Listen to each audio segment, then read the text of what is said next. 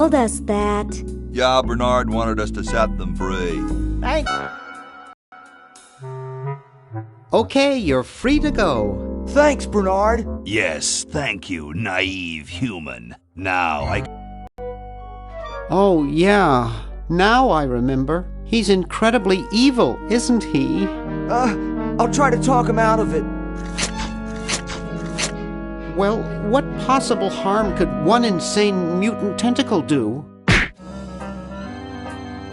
Leaping lab rats! Dr. Fred.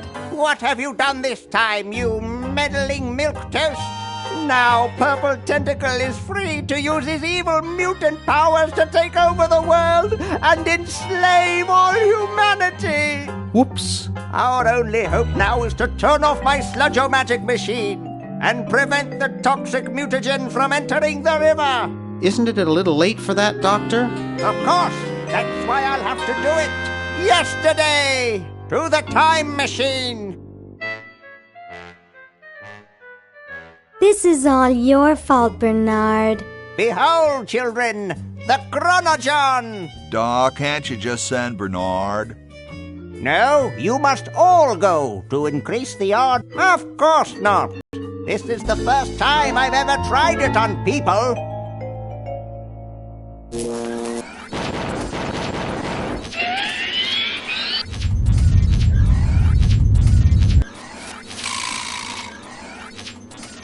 Well, I'll be. And then there's the porta potties, vessels. Chronogons. Yep. Chronogons. This, by the way, is an amazing full-screen animation before it was possible to do full-screen animation. And not actually animated. That's all. The background's all color cycling. It's all color cycling. A lost art in the world of. I forgot about that. Now that computers work like they should, you don't have to do that stuff anymore. You know, if you look at Mark Ferrari's website, not that Mark Ferrari worked on this game, but he was the master of color cycling, and he has a whole website where he's done it in a more high-end way. Like with higher res color cycling, he just kept perfecting that to higher and higher resolutions. Yeah, that stuff was crazy. He was into it, and then I think Bill Eakin was the one that inherited the mantle from him when he left. All the lava in Indy 4. Yeah. Mm-hmm.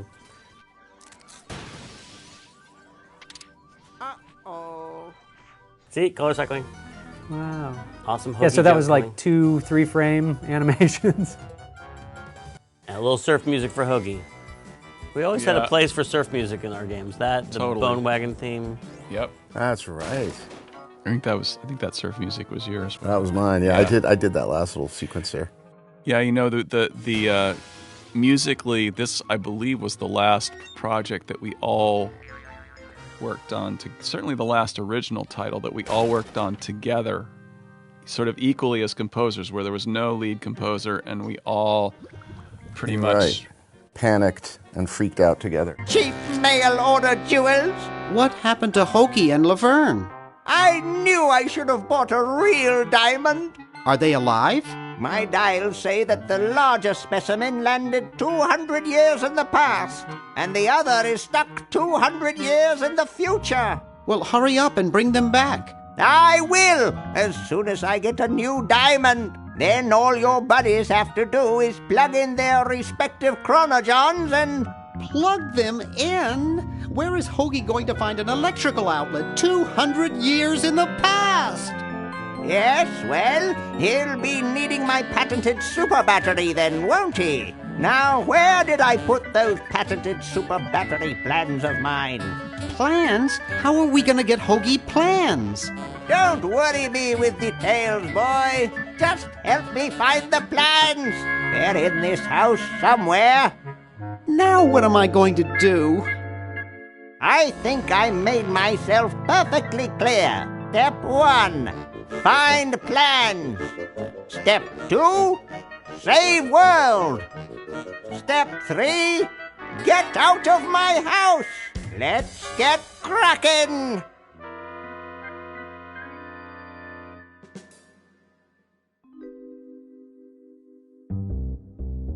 Okay, am I right, or is this is finally the game starting? Like the game, all of that was intro. Right, all that was intro. The game has now finally begun. And then as soon as you walk off screen, we freeze again for another cutscene. Ah, okay, now we're playing. So the original cutscene was like 7 minutes before we... And before we added that brief, tiny introduction to. We always were wrestling with that. I felt in adventure games, like you want to tell the story and set it up for, the intro. But then you think of another. Before the intro, we should do this other little intro, and then you'd end up with all these like intros to the intros to the intros, and they get super long. I feel like that's just because we were inexperienced writers. No, I think Some people like that. Some people like that you set the whole stage and then they're interactive, and some people are just clicking and they want to get to it. Yeah, but we never respected those people, to be honest. We just clicked to get through it. The reality is you guys had a story that they feel invested in. Were these cutscenes escapable back then? Did we? You could, but you'd be so confused if you just started this game. Right. And I do feel like we're asking the player to play a part in this story, and it's mean to make them wait so long before they can. True, but at least they're being entertained. But of course, it's a classic, full of mistakes, but a classic.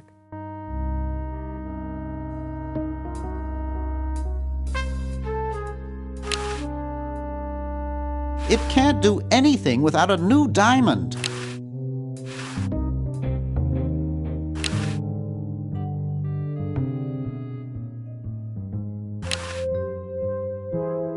Gee, Dr. Fred doesn't have a penny.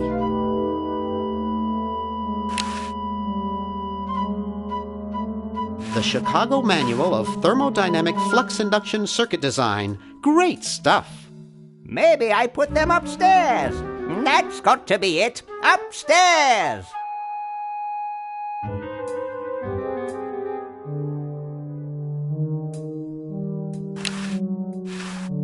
There, it's off.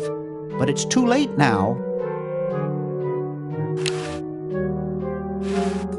Warning, output from this device is highly toxic and may cause tyrannical delusions if ingested. It's Dr. Fred's design for a super battery. It's capable of storing up to 1 gigavolt with a charging time of only 0.01 seconds. Wow! I've got the plans. Quick, we have to flush them to Hoagie. How did you get over there? My ingenious super battery design, please.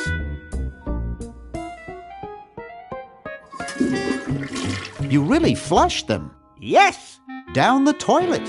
No, through time. Using the highly sophisticated time flux hydraulic vortex chamber I've installed in each chronogen, you can flush small inanimate objects to each other through time. Flush small inanimate objects to each other through time. Hello? Dr. Fred, can you hear me? Drat. Did you hear something? No. Let's see if what's-his-name catches on. Oh, great. I'm stuck in colonial times, tentacles are taking over the world, and now the toilet's backing up. Hoagie, come over here. It's your old pal, Dr. Fred. Dr. Fred, how'd you get in there? I want you to pick up those plans you see in the chronogen, Hoagie. Bring them to Red Edison. He's my great-great-great-great-great-great-great-great-grandfather. He'll know what to do. You need the plans to make a super battery so you can play. Okay, if you say so, Bernard. Good boy. Does he have any experience with electronics? Well, I once saw him take 3,000 volts directly through his head without batting an eye. Didn't he pass out? Well, he was already passed out when it happened. Time for me to save the world, I guess.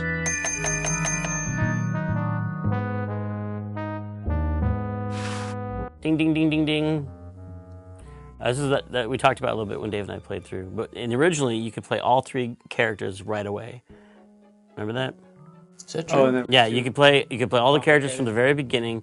And we had our first pizza orgy where we tested the game out, and people were like, "Oh, there's so many options," and they were overwhelmed. So now we unlocked it. So you have to play as Bernard for a little while, and then you do something that makes it so you can play Hoagie, and then Vern's the last.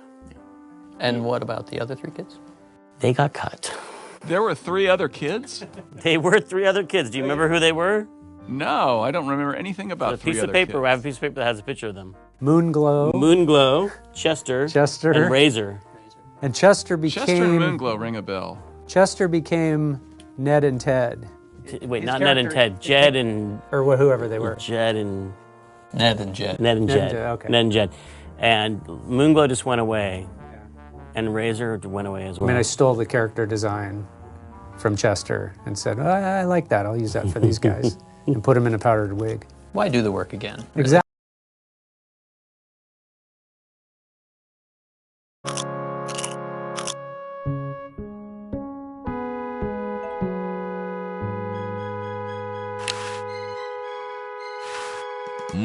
Kumquats. The father of our country is gazing out at me. Wow.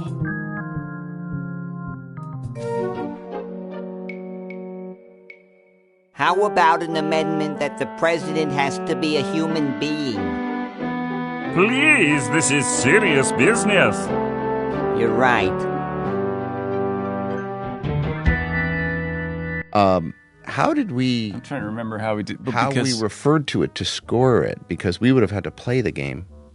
I think what we did, I'm trying to remember too. Hold I think up what a video camera in front of the screen. I think what we did was we got a save game made, and we would play it to the next, like, place where you could pause, or like we would the next space bar point or something like that, and then we would score it, and then we would make it so that the music, because the thing was that you couldn't rely on the sync, right?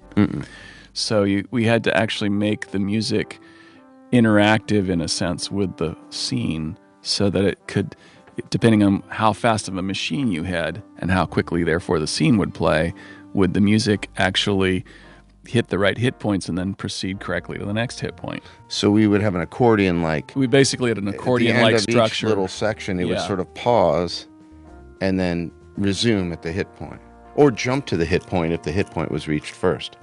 Yeah, and which I'm trying to think if we would be only the fastest machines. Right.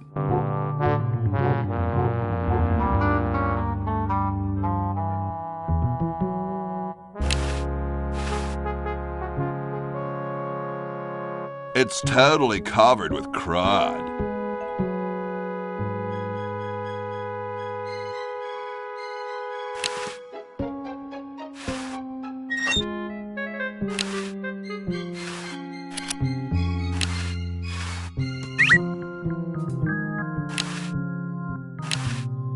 You're brilliant. What a novel design. Come to Baltimore at once.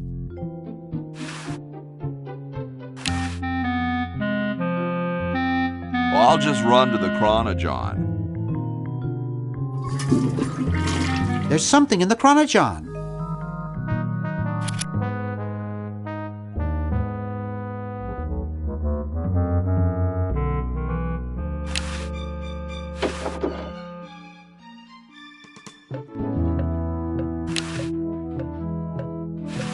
What's up? Don't feel like talking, huh? Vow of silence or something, probably, right? Well, that's cool. I have something for Red Edison. Do you know where I could find him?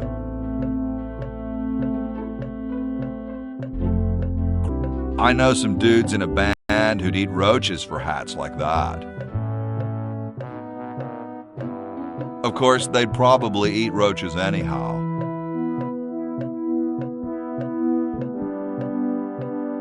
I once saw them play a whole set with grasshoppers in their nostrils. Gnarly. Well, nice talking to you, dude.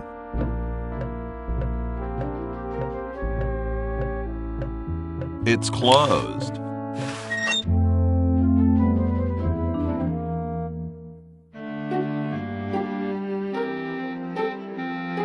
So now, CD games were just starting to be released on CD-ROM, and the first. For us, it was the talkie. First talkie. First talkie, right? Was this before Rebel Assault? It was it before or around the because same, we same year? shipped two versions of this game. We shipped a floppy version and a CD-ROM version. Followed up with our first talkie, right? Our first talkie. The floppy version only had voice in the intro. and then it was all text. And that was not the original plan to do voice at all. No. We were not going to do it, and while we were making the game... Human voice was invented. Human voice was invented, and more and more people started to have CD-ROM drives in their home computer to the point where Kelly Flock just came in one day and said, what do you say we delay the game a little bit and we make a full voice talkie? Yeah, let's all thank you to Myst. Although, was this pre-Myst? No, I think, Myst was what sold all those CD-ROMs and Rebel Assault.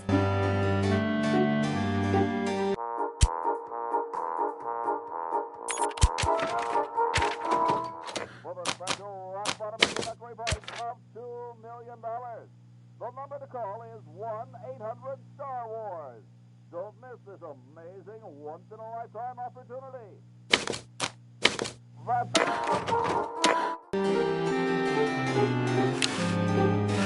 It's covered with plans and junk. Hey, that's a left-handed hammer, you know. I invented it myself. It was for my ungrateful slob of a left-handed son. Hey. What is it? You look kind of familiar. Of course I do. I'm Red Edison, the inventor, not to mention owner of this inn. Perhaps you've seen my picture in some important scientific journal. Then again, maybe not. Do you know Ben Franklin? Franklin? I would never associate with that overstuffed goofball. He has the stupidest idea about glasses with one red lens and one blue one. What are you doing? I'm inventing, you simpleton. What's it look like I'm doing? I know an inventor who looks a bit like you. Well, it's not one of my sons, that's for sure. It appears that I, Red Edison, foremost genius of my day, am to be the last in a long line of gifted inventors. My nearly indistinguishable sons have decided that they want to be artists. I think it was Jed's idea. Or is it Ned? Ah, well, the left-handed one at any rate. Must be some sort of bad blood on their mother's side. What are you inventing? It's a complex metal device designed to minimize paper entropy. What are you inventing? It's a complex metal device designed to minimize paper entropy. Well, see you later. You might if you cut that hair a bit shorter.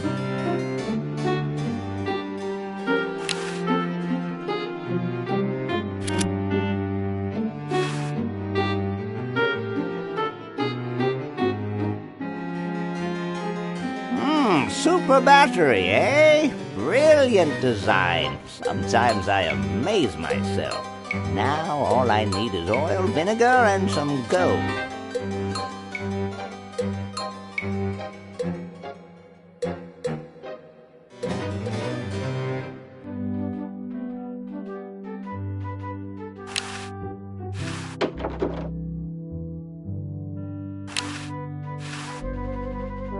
The Constitutional Convention invites your comments, critiques, amendments to the Constitution. It's a little cage with a canary in it, perched above a little lever. Yo. Hello? What's up, you cold? Cold? I'm freezing. Why don't you have some hot coffee? Oh, I can't stand coffee. It makes me irritable and want to against the walls. Have you tried decaffeinated coffee? I'm talking about decaf. What are you guys doing in here? We're writing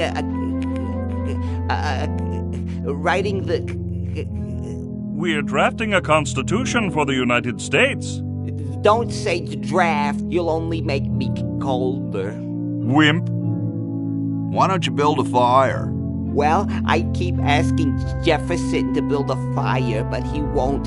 Says he needs the log for posterity and won't part with it.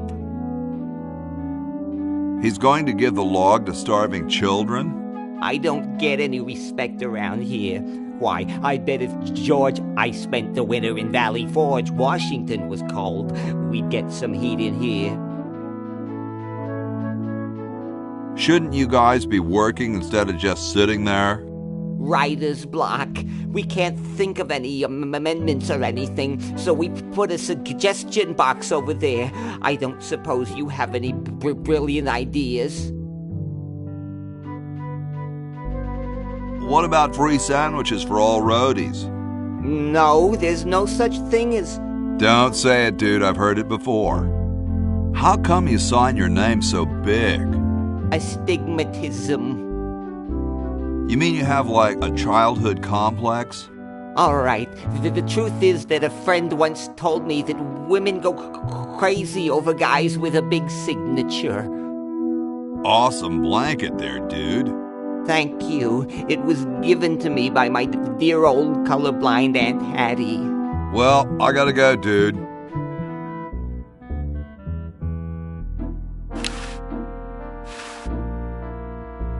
Don't touch that, it's government property. Sorry, I'm saving it. It's going to be a famous log. Hey, tall, dark, and spiffy, my name's Hoagie. Well, how quaint. I am, of course, Thomas Jefferson, noted scholar, musician, horseman, student of the sciences, member of the bar. Oh, sure, I've heard of you, dude. What's in the can, Tommy? Thomas. My name is Thomas, and this, my chubby friend, is a time capsule, filled with remembrances of our time to be revealed 400 years hence. So, how's the time capsule going? I'm sorry to say that except for my log, we haven't got a thing. Dude, is that like the Constitution? Right now, it's just a Constitution, I'm afraid. We hit a slight creative block right after the preamble. That's why we put up a suggestion box over there. Could you start a fire, please? I'd love to oblige you, young man, but I can't. This is the only log, and I'm saving it for posterity. How can you let Hancock suffer like that? A real man is warmed by the fires of his spirit. You should listen to Washington relate his experiences at Valley Forge and take heed. Has anyone ever told you you're a very snappy dresser? Why, yes. I studied at Virginia Coat and Technical, where I majored in color theory. I was captain of the varsity cravat team. Those are impressive credentials, Tom. Thomas. Dude, I loved your favorite part. I like the we the people part. That's not in the Declaration of... Say, that's not bad. Maybe we can use it. Well, later, dude. What? What's going to happen later?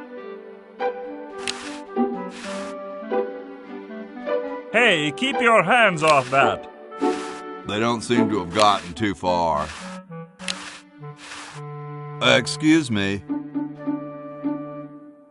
Yes? Whoa, you're like George Washington. Very much like him, according to my wife, Mrs. Washington. My name's Hoagie. Like the sandwich? How quaint.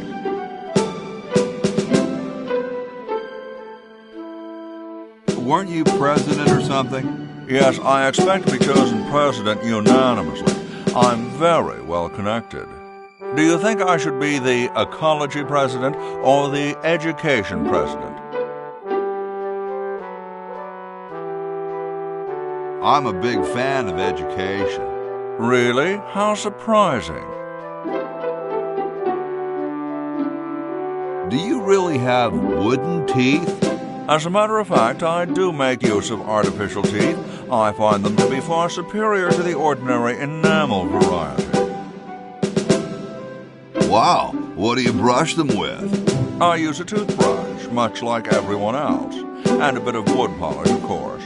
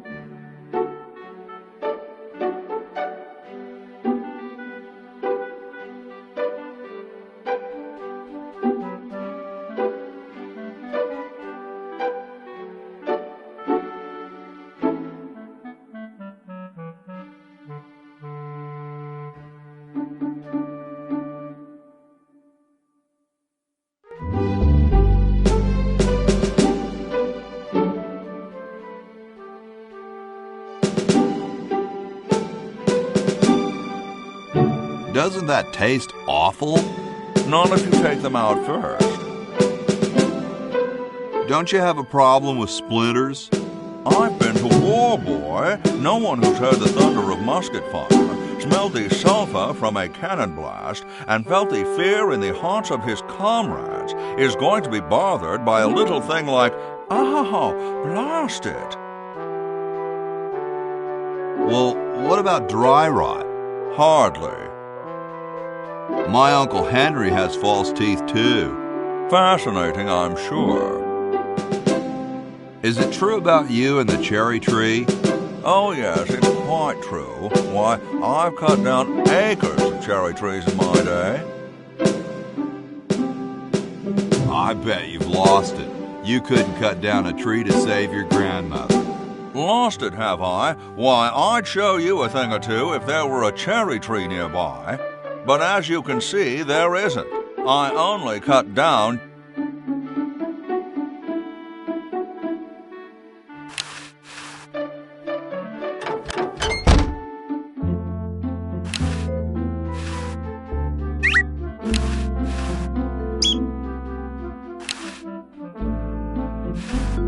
Bitchin'.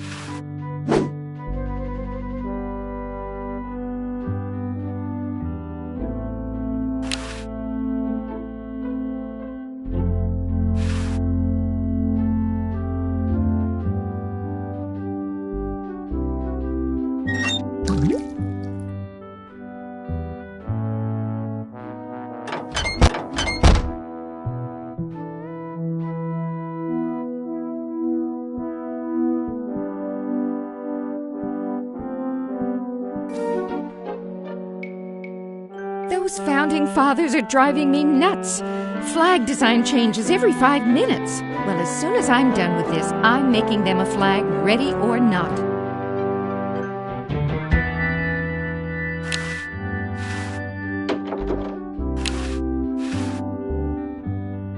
The late Max Addix, his petard runneth over. A lamentable fate for such a patriotic dude.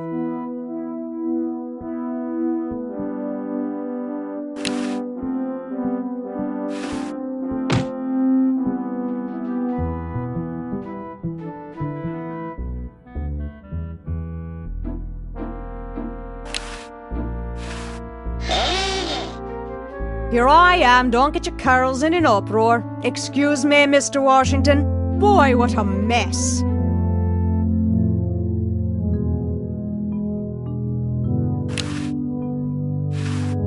Old-fashioned lie in a new, more convenient size. The water's all sudsy now.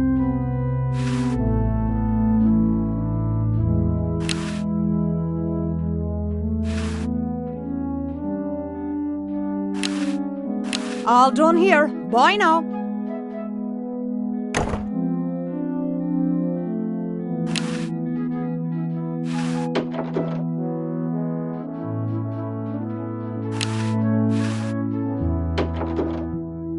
I told you guys I'll get to the flag next. I'm working as fast as I can. Hey, chill. Take your time. Don't tell me you've got another design change for the flag. I've got another design change for the flag. I knew it. What's the current brainstorm from our fickle founding fathers? How about a skull with, like, scorpions in its mouth? Oh, what the heck. At this point, I'd do anything just to have it over with. Put the pattern on the table, and I'll look at it when I'm done with this job.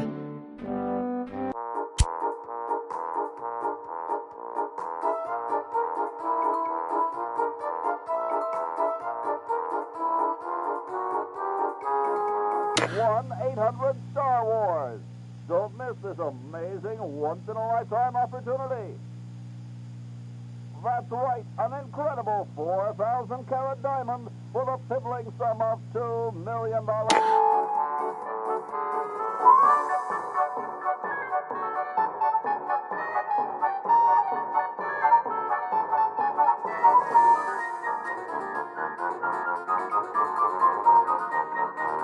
Special rock bottom introductory price of $2 million. The number to call is 1-800-STAR-WARS. Don't miss this amazing once-in-a-lifetime opportunity. That's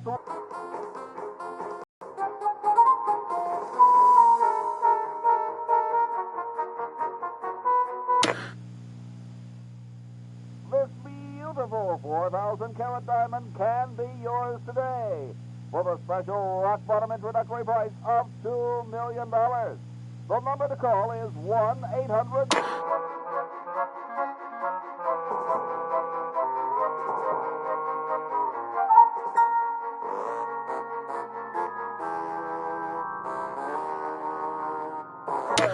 That number again, 1-800-STAR-WARS. Call now. Tell them Yoda sent you.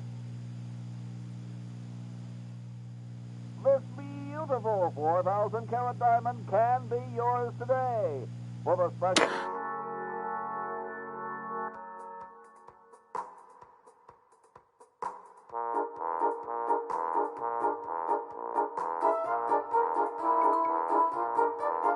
Right, an incredible 4,000 carat diamond for the piddling sum of $2 million. That number again, 1-800-STAR-WARS. Call now. Tell them Yoda sent you.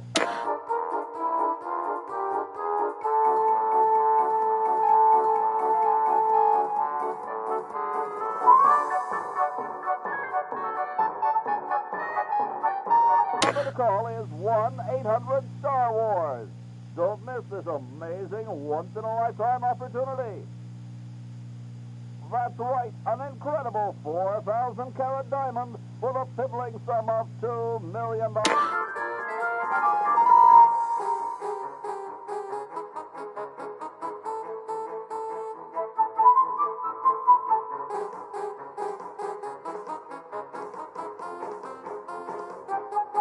For a special rock bottom introductory price of $2 million.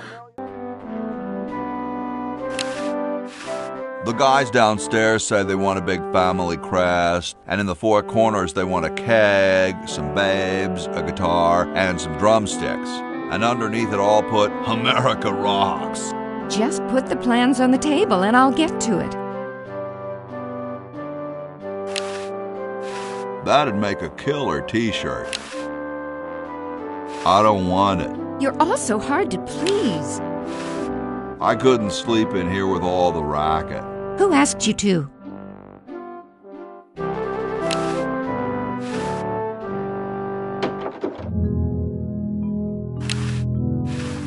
I don't quite see how it can fly.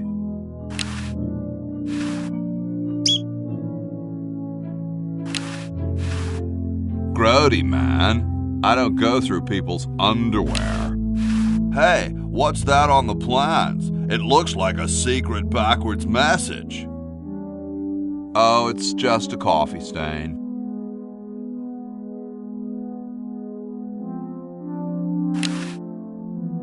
Nah, there's printer's ink on the sheets.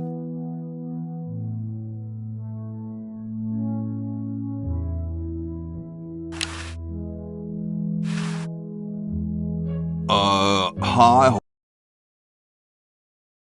Hi yourself.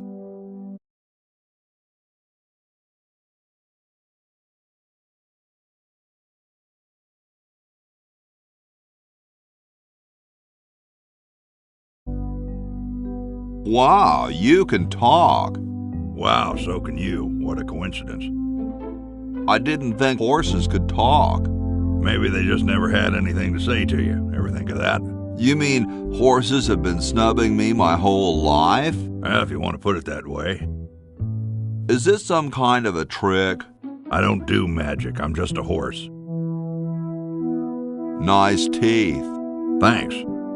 I paid quite a bit for them. Did I mention how great your teeth look? Thanks again. What's a nice horse like you doing in a place like this? Hey, I live here. What are you doing here? I'm trying to get back to the future and save the world. The future, huh? And I thought that Franklin guy was off his nut. Well, I gotta go. See you later. It looks like someone's dentures were in here. Hey, I've got to put them somewhere. I don't think I want this.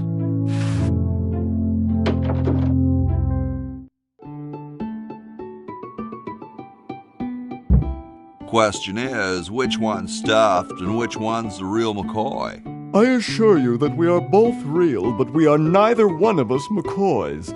We are Edisons, Ned and Jed. Who's who? Does it really matter? Even our dear father can't tell us apart.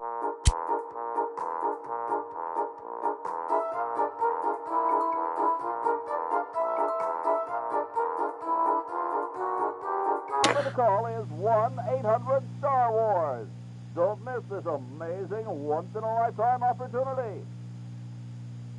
That's right, an incredible 4,000-carat diamond for the piddling sum of $2 million.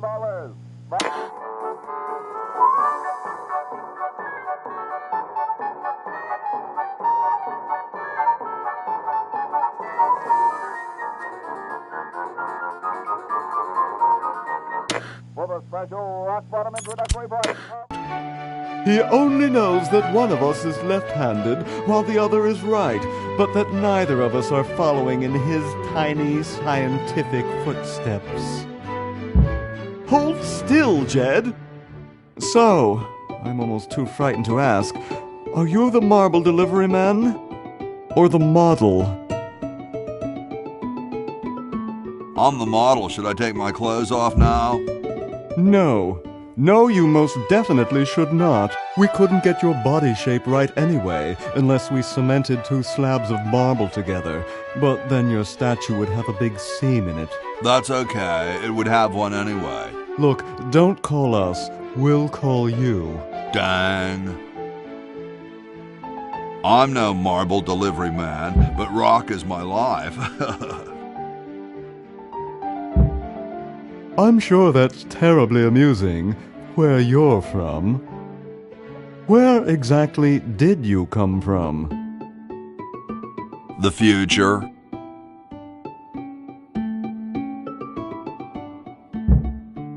Kind of spooky sounding, ain't it? Ooh, the future. I'm from the future. Look out.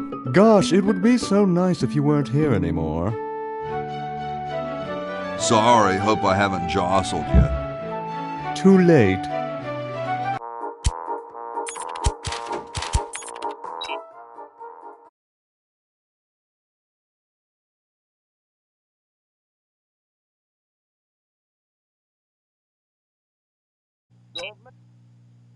That's right, an incredible 4,000...